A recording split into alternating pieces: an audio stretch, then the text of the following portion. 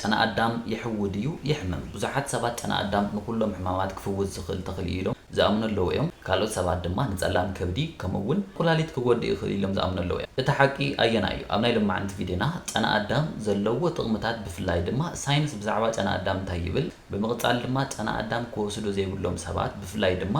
ኣብ ጥንሲ ውሑስ ዶ ይኮነን ከምኡውን ጨና ኣዳም ክፈጥሮም ዝኽእሉ ጎናዊ ሳዕቤናት ብሓፈሻ ኸሪእና ሰናይ ምክትታል ጨና ኣዳም ካብቶም ብተፈጥሮ ዝርከቡን ሕማም ክፍውሱ ዝኽእሉ ኣትክልቲ ድዩ ወይስ ብዙሕ ሰብ ካብቲ ዘስተውዕለሉ ንላዕሊ ሓደገኛ እዩ ስለዚ ኣብ መጀመርታ ብዙሓት ሰባት ንምንታይ ጨና ኣዳም ብዙሕ ሕማም ክፍውስ ይኽእል ኢሎም ከም ዝኣምኑ ንርአ ጨና ኣዳም ንብዙሓት ትውልድታትን ኣብ ብዙሓት ስድራታትን ዝተፈላለዩ ሕማማት ንምፍዋስ ተባሂሉ ክውሰድ ዝጸንሐ እዩ ብዙሓት ሰባት ድማ ኣብ ክሽዖም ዝኾነ ጸገም ክህሉ እንተሎ ዝኾነ ናይ ሰዓል ምልክታት ክርእዩ እንተለዉ ሕማም ርእሲ ከጋጥሞም እንተሎ ከምኡውን ጽግዕተኛ ሓሳኹ ክህልዎም እንተለውን ካልኦት ልሙዳት ዝኾኑ ሕማማት ክህልው እንተለውን ጨና ኣዳም ይጥቀሙ እዮም ናይዚ ምኽንያት ድማ ዋላ እኳ ኣብ ኩሉ ሰብ ይኹን ሓደ ሰባት ድሕሪ ጨና ኣዳም ምውሳዶም ምምሕያሽ ስለ ዘርእዩ ጨና ኣዳም ንኩሉ ሕማም ከድሕን ይኽእል እዩ ወይ ድማ ክሕዊ ይኽእል ኢሎም ከኣምኑ ይኽእሉ እዮም ሓደ ኣዝዩ ጠቃሚ ዝኾነ ነገር ክነግረኩም ሓደ ተኽሊ ወይ ድማ ሓደ ዝኾነ ንባህላዊ ሕክምና እንጥቀመሉ ነገር ንብዙሓት ዓመታት ብተኸታታሊ ስለ ዝተጠቐምናሉ ንኩሉ ሕማማት ክሕዊ ይኽእል እዩ ማለት ኣይኮነን ብርግጽ ብዙሓት ባህላዊ መድሓኒታት ኣብ ሰውነትና ኣትዮም ብዙሓት ናይ ባዕሎም ዝኾነ ተፅዕኖ ክፈጥሩ ይኽእሉ እዮም ገላገሊኦም እውን ብባህላዊ መንገዲ ኣብ ጥቕሚ እናውዓሉ ፀኒሖም ድሓር ድማ ብሳይንስ ተፀኒዖምን ተቐባልነት ረኺቦምን ኣብ ሕክምና ዝውዕሉ ኣለዉ ገላገሊኦም ድማ ክጽንዑ እንተለዉ ዳርጋ ዝተወሰነ ወይ ድማ ኣዝዩ ንእሽተይ ዝኾነ ተፅዕኖ ዘለዎም ወይ እውን ሙሉእ ብሙሉእ ተፅዕኖ ዘይብሎምን ካብኡ ሓሊፉ ከዓ ሓደገኛታት ኮይኖም ዝተረኸቡ ኣለዉ እዮም ስለዚ ብፍላይ ኣብ ጉዳይ ጥዕናና ጉዳይ ህይወትና ስለ ዝኾነ ንጥቀመሎም መድሓኒታት ብዙሓት ሰባት ይጥቀምሎም እዮም ወይ ድማ ብዙሓት ሰባት ይሰርሑ እዮም ኢሎም ስለ ዝኣመኑ ዘይኮነ መርትዖ ኣሎ ዶ የለን ወይ ድማ ብሳይንስ ኣብ ልዕሊ ሰባት ዝተገበሩ መፅናዕታት ኣለዉ ድዮም ኢልና ክንሓትት ይግባእ ቅድሚ ነዚ ምምላስና ግን ብዙሓት ሰባት ዘይፈልጥዎ ሓደ ነገር ኣሎ ኣብ ጨና ኣዳም ሓደ ኬሚካል ጥራሕ ኣይኮነን ዝርከብ ኣብ ውሽጢ እዚ ንእሽተይ ተኽሊ ድማ ብዙሓት ዝተፈላለዩ ውህዳት እዮም ዝርከቡ ብዙሓት ሳይንቲስታት ከም ዘረጋግፅዎ ድማ ኣብ ውሽጢ ጨና ኣዳም ዝተፈላለዩ ፍላቮኖይዳት ኣልካሎይዳት ኮማሪን ከምኡውን ካልኦት ብዙሓት ኢሰንሻል ዘይትታት ወይ ድማ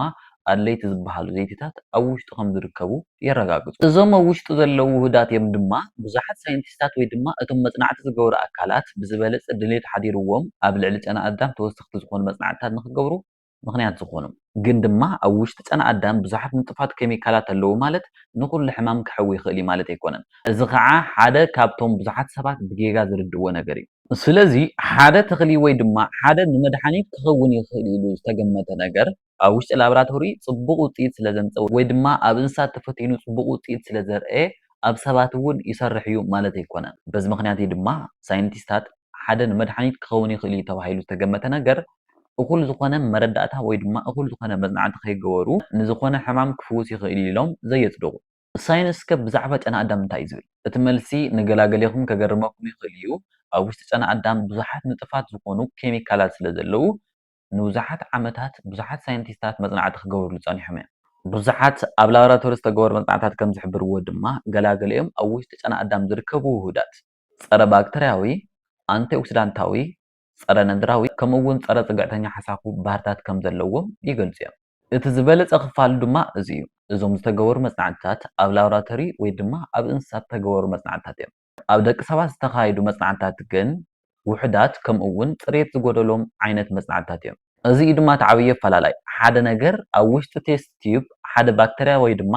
ሓደ ጽግዕተኛ ሓሳኻ ይቐትል እዩ ማለት ኣብ ውሽጢ ደቂ ሰባት ኣትዩ ዝተፈላለዩ ረክስታት ክፍውስ ይኽእል እዩ ማለት ኣይኮነን ኣብዚ ንጨና ኣዳም ጥራሕ ዘይኮነ ንኻልኦት ንመድሓኒት ዝጠቕሙ ተኽልታት እውን ከምኡ ስለዚ ኣብዚ ጨና ኣዳም ንኩሉ ሕማማት ክፍውስ ይኽእል እዩ ምባል ንኽእል ዶ ኣይንኽእልን ኣብዚ ሕጂ ሰዓት ጨና ኣዳም ንኩሎም ሕማማት ወዲ ሰብ ክፍውስ ይኽእል እዩ ወይ ድማ ከድሕን ይኽእል እዩ ዝብል ዝተረጋገፀ መርትዖ የለን ኣብ ሓደ መፅናዕትታት ፀረ ነድራዊ ባህሪ ከም ዘለዎ የረጋግፁ ኣብ ካልኦት መፅናዕትታት ድማ አንቲኦክሲዳንታዊ ባህሪ ከም ዘለዎ ኣረጋጊፆም እዮም አንቲኦክሲዳንታት ድማ ብሰንኪ እቶም ዘይተረጋግዑ ሞለኪላት ወይ ድማ ፍሪ ራዲካላት ዝበሃሉ ዋሕታት ንኸይጉድኡ ዝከላኸሉ ነገራት እዮም እዚ ማለት ግን ብአንቲኦክሲዳንታት ዝማዕበሉ ምግብታት ስለ ዝበላዕና ወይ ድማ ከም መድሓኒት ስለ ተጠቐምና እቲ ሕማም ምክልኻል ንኽእል ኢና ወይ ድማ ነቲ ሕማም ክነሕወዮ ንኽእል ኢና ማለት ኣይኮነን ካልኦት መጽናዕትታት እውን ጨና ኣዳም ፀረ ተህዋስያዊ ባህሪ ከም ዘለዎ ይገልጹ። እዚ ማለት ፀረ ባክተርያውን ፀረ ፋንጋይን ባህሪ ከም ዘለዎ ኣረጋጊፆም እዮም። እዚ ማለት ግን ናይ ላብራቶሪ ውፅኢታት ከም ዝተረጋገፁ መድሓኒታት ኮይኖም ንደቂ ሰባት የገልግሉ እዮም ወይ ድማ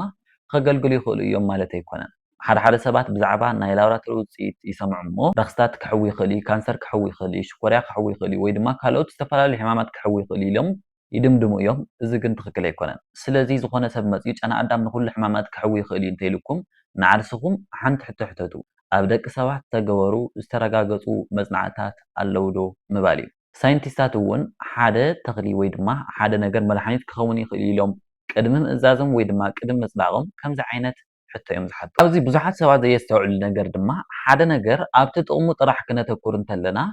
ብጎኒ ድማ ክነስተውዕለሉ ዘይንኽእል ጎናዊ ሳዕቤን ክህሉ ይኽእል እዩ። ብዙሓት ሰባት ድማ ኣብቲ ጥቕሚ ጥራሕ ትኩረት ይገብሩ እሞ እቲ ከምፅኦ ዝኽእል ሓደጋ ወይ ድማ ጉድኣት ሸለል ይብልዎ ማለት እዩ። እቲ ጉድኣት ግን ካብቲ ንሓስቦ ንላዕሊ ኣዝዩ ከቢድ ክኸውን ይኽእል እዩ። ስለዚ ጨና ኣዳም የሕዊ ድዩ የሕምም? ክሳብ ሕጂ ዝረኣናዮም ካብ ጨና ኣዳም ክንረኽቦም ንኽእል ጥቕምታት እዩ።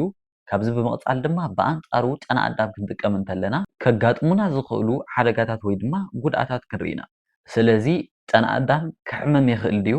እቲ መልሲ እወ ክሕምም ይኽእል እዩ። ልክዕ ከምቶም ካልኦት ንመድሓኒት ዝውዕሉ ኣትክልቲ ጨና ኣዳም እውን ኣብ ውሽጡ ብርቱዓት ዝኾኑ ኬሚካላት ዝሓዘ እዩ። እዞም ኬሚካላት ድማ ኣብ ውሽጢ ሰብነትና ናይ ባዕሎም ዝኾነ ተፅዕኖ ክህልዎም ይኽእል እዩ። ከምኡ እውን ከበድቲ ዝኾኑ ጎናዊ ሳዕቤናት ከምፅሉና ይኽእል እዮም። ብፍላይ እቲ ተኽሊ ብተደጋጋሚ ወይ ድማ ብበዝሒ ንጥቀመሉ እንተኮይንና ኣብ ገላገሊኦም ሰባት ድማ ጨና ኣዳም ክጥቀሙ እንተለዉ ናይ ከሽዒ ቃንዛ፣ ዕብልውል፣ ተምላስ ከምኡ እውን ውፅኣት ከጋጥሞም ይኽእል እዩ። ኣብ ካልኦት ሰባት እውን ናይ ፅርውሩ ስምዒት ወይ ድማ ናይ ቆርበት ቁጥዐ ምልክታት ክረኣዩ ይኽእሉ እዮም። ኣብዚ ግን ብዙሓት ሰባት ዘይፈልጥዎ ሓደ ነገር ኣሎ። ጨና ኣዳም ወይ ድማ ፍረሽ ዝኾነ ጨና ኣዳም ምትንካፍ ጥራሕ ኣብ ገላገሊኦም ሰባት ናይ ቆርበት ቁጥዐ ወይ ድማ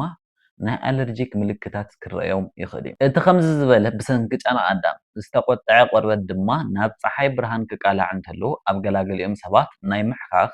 መቕያሕ፣ ማይ ምምዓግ ከምኡ እውን ኣብ ቆርበት ፀለምቲ ዝኾኑ ነጠብጣባት ክፍጠሩ ይኽእሉ እዮም። ስለዚ ናብቲ ሓደ መጠንቀቕታ ዘድልዮ ኣጠቓቕማ ጨና ኣዳም ክመፅእ እንተለና ኣብ ጥኑሳት ኣዴታት እዩ። ጥኑሳት ዝኾንክን ወይ ድማ ጥንሲ ክህልወኒ ይኽእል እዩ ኢልክን ትጥርጥራ ኣዴታት እንተሃሊኽን ጨና ኣዳም ዘይምጥቃም ተመራፂ እዩ ወይ ድማ ምስ በዓል ሞያ ምምኻር ኣገዳሲ ነገር እዩ። ምክንያቱ ኣብ ጨና ኣዳም ዘለዉ ኬሚካላት ምንፃል ጥንሲ ከላዓሉ ይኽእሉ እዮም። ኣብ ታሪክ እውን ገላገሊኦም ሰባት ምንፃል ጥንሲ ንምልዓል ክጥቀምሉ ፀኒሖም እዮም። እዚ ማለት ጨና ኣዳም ናይ ምንፃል ጥንሲ ሓደጋ ክውስኽ ይኽእልን ኣብ ጥንሲ ድማ ሓደገኛ ክኸውን ከም ዝኽእልን እዩ ዘርኢ። እዚ ካብቶም ጨና ኣዳም ክንጥቀም እንተለና ጥንቃቐ ዘድልዮም ጉዳያት ሓደ እዩ። ጨና ኣዳም ከምዚ ዓይነት ጉድኣት እንተሃልይዎ ደኣ ንምንታይ እዮም ብዙሓት ሰባት ብዘይ ዝኾነ ፀገም ዝጥቀመሉ? እቲ መልሲ ግልፂ እዩ። ሓደ ንመድሓኒት ክኸውን ዝኽእል ወይ ድማ ንምግብነት ዝውዕል ነገር ንኩሉ ሰብ ብማዕረ ይሰርሕን ንገላገሊኦም ሰባት ክጎድእ ይኽእል እዩ፣ ንገላገሊኦም ድማ ብዘይ ዝኾነ ጉድኣት ክጥቀምሉ ይኽእሉ እዮም። ምክንያቱ ናይቲ ነገር ኣደላልዋ ኣገባብ፣ መጠኑ፣ ዕድመ ናይቲ ዝጥቀም ሰብ ከምኡውን ሓፈሻዊ ጥዕናዊ ኩነታትን ካልኦት መድሓኒታት ይወስድ ኣሎ ዶ ኣይወስድን ዝብል ብሓፈሻ ኣብ ግምት ዘእተወ ስለ ዝኾነ ካልኦት ሰባት እውን ከበድቲ ዝኾኑ ጎናዊ ሳዕቤናት ከማዕብሉ ይኽእሉ እዮም። ነዚ ድማ ኣብ ሓደ ሰብ ፅቡቅ ዝኾነ ውፅኢት ስለ ዝረአና ኣብቲ ካልእ ሰብ እውን ክሰርሕ ይኽእል ወይ ድማ ክጠቅም ይኽእል ኢልካ ምድምዳም ትክክል ዘይኮነ ኣብ ክንድኡ ሓደ ነገር ንመድሓኒት ይኸውን ድዩ ኣይኸውን ኢልና ቅድሚ ምድምዳምና መጀመርታ ኣብ ደቂ ሰባት ይሰርሑ ድዮም ኣይሰርሑን ተባሂሎም ሳይንሳዊ ብዝኾነ ኣገባብን መርትዖ ብዘለዎ ኣገባብን ተፀንዑ ክኾኑ ይግባእ። ስለዚ ኣብዚ እቲ ዋና መልእኽቲ ሓደ ነገር ተፈጥራዊ ስለ ዝኾነ ንደቂ ሰባት ውሑስ ኢልኩም ኣይትሕሰቡ። ምክንያቱ ብዙሓት ኣብ ዓለምና ዝርከቡ መርዛማት ነገራት ተፈጥራዊ እዮም። ብዙሓት ቡቕዓት መድሓኒታት ድማ ካብ ኣትክልቲ ዝተሰርሑ እዮም። እዚ ዝኸውን ግን ብስነ ስርዓት ተፈቲኖም ወይ ድማ ተፀኒዖም ከምኡ እውን መጠኖም ንዓና ብዘይጎድእ መልክዑ ብክብደትናን ብዕድመናን መሰረት ተቐሚሞም ዝዳለዉ እዮም። ስለዚ ተፈጥሮ ክትሕዊ ትኽእል እያ ከምኡ እውን ክትጎድእ ትኽእል እያ። እቲ ወሳኒ ነገር ኣፈላላይ ምፍላጥ እዩ። ስለዚ ጨና ኣዳም ንጥዕናና ጠቃሚ ድዩ ወይስ ጎዳኢ? እንታይ ኢልና ክነጠቃልሎ? እቲ መልሲ ኣብ መንጎ እዩ። ጨና ኣዳም ተኣምራዊ መድሓኒት ኣይኮነን። እዚ ማለት ንኩሎም ሕማማት ከሕዊ ወይ ድማ ከድሕን ዝኽእል ምትሃታዊ ዝኾነ ተኽሊ ኣይኮነን። ግን ድማ ጨና ኣዳም ዝኾነ ዓይነት ጥቕሚ ዘይብሉ ፀሃይ እውን ኣይኮነን። ምክንያቱ ድማ ብዙሓት ሳይንቲስታት ብዝገበርዎ መፅናዕትታት መሰረት ኣብ ውሽጢ ጨና ኣዳም ዝርከቡ ውህዳት ፀረ ነድራዊ፣ ፀረ ተዋስያን ከምኡ እውን ኣንቲኦክሲዳንታዊ ባህሪ ከም ዘለዎም ኣረጋጊፆም እዮም። ይኹን እምበር ኣብዛሕትኦም ዝተገበሩ መፅናዕትታት ተፀኒዖም ተወዲኦም እዮም ማለት ኣይኮነን ብፍላይ ድማ ኣብ ደቂ ሰባት ዝተገበሩ መፅናዕትታት ስለዚ ጨና ኣዳም ንኩሎም ሕማማት ክሕዊ ይኽእል እዩ ዝብል ሰብ እንተሰሚዕኩም ምርትዑ ዘይብሉ ነገር እዩ ከምኡ እውን ጨና ኣዳም ዝኾነ ዓይነት ጥቕሚ የብሉን ዝብለኩም ሰብ እንተረኺብኩም እውን እዚ እውን ትኽክል ኣይኮነን ጨና ኣዳም ብርቱዕ ዝኾነ ተኽሊ እዩ ብርቱዓት ዝኾኑ ተፈጥሮኣዊ ኣትክልቲ ድማ ጎናዊ ሳዕቤናት ክህልዎም ይኽእል እዩ ወይ ድማ ክጎድኡና ይኽእሉ እዮም ስለዚ ብሓፈሻ ብፍላይ ንጥኑሳት ኣዴታት ንቆልዑ ከምኡ እውን መድሓኒት ዝወስዱ ዘለዉ